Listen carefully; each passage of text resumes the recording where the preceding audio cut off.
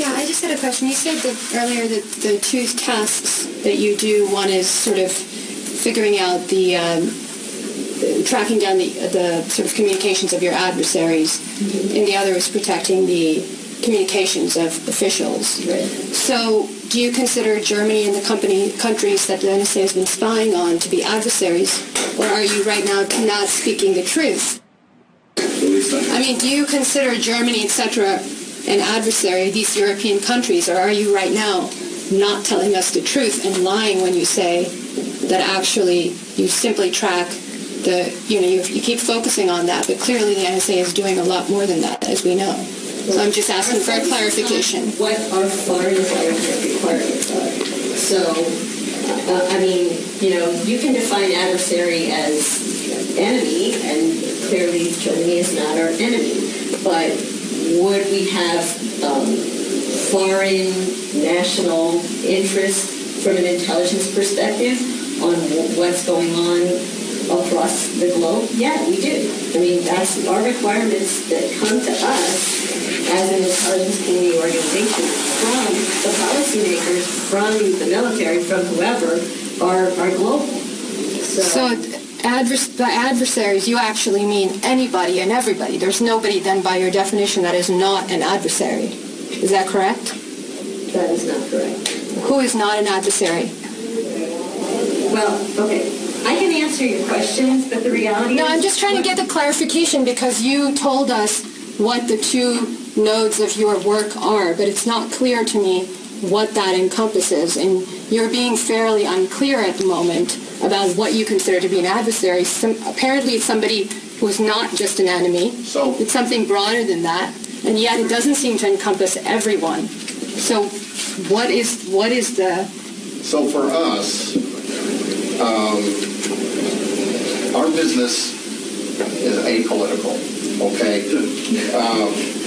Okay.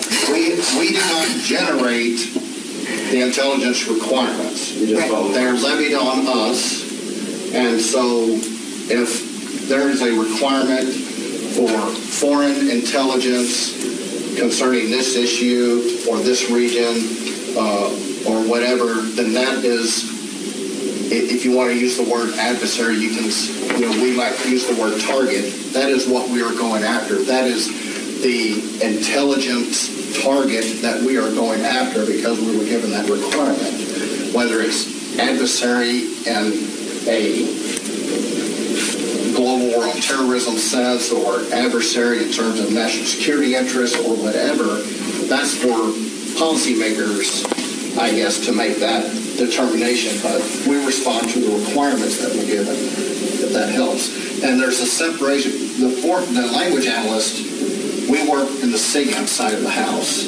We don't really work on the information assurance side of the house. That's the guy setting up protecting our communication. Yeah, I guess I'm surprised that for language analysts, you're incredibly imprecise with your language, and it just doesn't seem to be clear. So adversary basically is what any of your so-called customers, as you call them, which is also a strange term to use for a government agency, decide.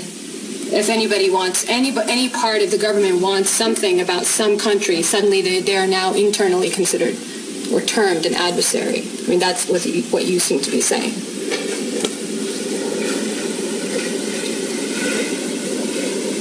I'm saying you can think about it using that term. But the reality is, it's our government's interest in some aspect of what a foreign country is doing. Right. So adversary can be anyone. As long as they levy the requirement on us through the right vehicle that exists for this, right, that it is defined in terms of being a foreign intelligence requirement. There's a national framework of foreign intelligence, what's it called? Yes, the National Prioritization of Intelligence Framework or whatever, that determines these are the issues that we're interested in, these are how they're prioritized. Your slide said adversary, and I agree with you. I mean, I think target would probably be a little bit better, but it's not actually just a word game. The problem is that these countries are fairly, I mean, it's one thing, I think Afghanistan probably is not shocked to realize that they're on the list to be surveilled. I think Germany seems to be quite shocked at what has been going on. So this is not just a word game, obviously, and you understand that as well as I do. So it's very strange that you're selling yourself here in one particular fashion. It's absolutely not true. I don't think we're selling ourselves in an untrue fashion. Well, this is a recruiting session, and you're telling us things that aren't true. I mean, and, we also know that the NSA took down brochures and fact sheets after the Snowden revelations because those fact sheets also had severe inaccuracies and untruths in them, right? So how are we supposed to believe what you're saying? I have a lifestyle question that you seem to be selling. It sounds more like a colonial expedition. The globe is our playground was the words that you used, the phrasing that you used. And, you seem to be saying that you can do your work, you can analyze said documents for your so-called customers, but then you can go and get drunk and dress up and have fun without thinking of the repercussions that your information that you're analyzing has on the rest of the world. And I also want to know what are the qualifications that one needs to become a whistleblower, because that sounds like a much more interesting job. And I think the Edward Snowdens and the Bradley Mannings and Julian Assanges of the world will prevail ultimately. I'm not sure that... I think the question here is, do you actually think about the ramifications of the work that you do, which is deeply problematic, or do you just dress up in costumes and get drunk? That's why the context, now talking about reporting information, the intelligence that we get and reporting it in the right context is so important, because the consequences of bad political decisions by our policymakers are something we all suffer from, right? And people suffer from the misinformation that you pass along, so you should take responsibility as well. And we take it very seriously that when we give information to our policymakers, we do give it to them in the right context so they can make the best decision with the best information available. And that's why we don't just tell them this happened. Is that what Mike Clapper was doing when he perjured himself in front of Congress? Was he giving accurate information when he said we do not collect any intelligence on United States citizens? Oh, no, it's only occasionally, perhaps unintentionally? Or was he perjuring himself when he made a statement in front of Congress under oath that he later declared to be erroneous or at least untruthful answer? How do you feel personally having a boss who is comfortable perjuring himself in front of Congress? There is not General Rodberg. Oh, well, General Alexander also lied in front of Congress. I don't believe that he did. Well, probably because access to the Guardian is restricted at the Department of Defense computers. And I'm sure that they don't encourage people like you to actually think about these things. Thank God, men like Edward Snowden, who your organization is now part of a manhunt, trying to track down, trying to put in a little hole somewhere for the rest of his life. Thank God they exist. And why are you denigrating anything else done with language? We don't do that. We don't read cultural artifacts, or we don't read poetry or things like that. There are other things to do with language than joining this group, okay? And this job isn't for everybody, and that's part of the reason for coming out here is that academia is a great career. So is this job for liars? Is that what you're saying? Because, clearly you're not able to give us forthright answers. I mean, do you, given the way that the NSA has behaved, given the fact that we have been lied to as Americans, given the fact that fact sheets have been pulled down because they clearly had untruths in them, given the fact that Clapper and Alexander lied to Congress, is that a qualification for being in the NSA? Do you have to be a good liar?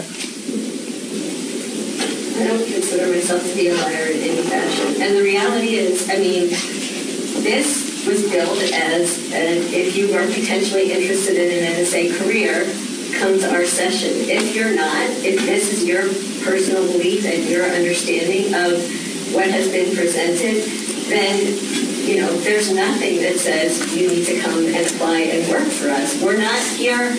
Our role as NSA employees is not to represent NSA. The things that are in that press right now about NSA to the public, that's not our role at all. That's not my area of expertise. I have not Right, but you're here recruiting, and so you're selling the organization. So, I mean, I'm less interested in what your specialized role is within the NSA. I don't care. The fact is you're here presenting a public face for the NSA, and you're trying to sell the organization to people that are as young as high schoolers and trying to tell us that this is an attractive option in a context in which we clearly know that the NSA has been telling us complete lies. So I'm wondering, is that a qualification? I don't believe the NSA is telling complete lies. And I do believe that, you know, I mean, you can read a lot of different things that are portrayed as fact. And that doesn't make them fact just because they're in newspapers or intelligence reports. That's not our purpose here today. And I think, you know, if you're not interested in there are probably people here who are interested in the language career. The trouble is we can't opt out of NSA surveillance, and we don't get answers. So we actually, you know, it's not an option. You're posing it as a choice, like, oh, you know, people are interested in just sit here, and those of us who are not interested can leave. If I could opt out of NSA surveillance and it was no longer my business, that would be fine. But it is my business because all of us are being surveilled. So we're here. That is not our business. That doesn't seem to be incorrect given the leaks, right? And you are not able, the NSA has not been able to actually put out anything that is convincing contrary to that. I don't understand what's wrong with having some accountability. So, you know, if you wanted to have a cop-out. We have complete accountability, and there's absolutely nothing that we can or have done without approval of the three branches of the government, the programs that were enacted. Read the New York Times? Did you read about warrantless illegal wiretapping? Why are you lying? Did you read the Senate Judiciary Review? Review that says there have only been 50 instances, and it's all documented and done correctly with the public.